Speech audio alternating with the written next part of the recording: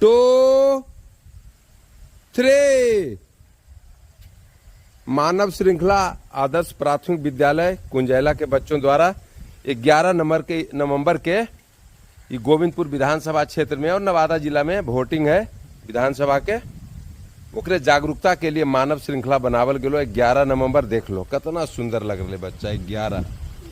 11 है ना, बढ़िया दिखाओ एकदम बढ़िया से। 11 और यहाँ देख लो नवंबर, देखिए 11 नवंबर याद रखो।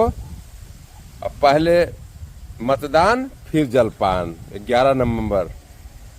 धन्यवाद। पहले मतदान, पहले मतदान, पहले मतदान। ऐसे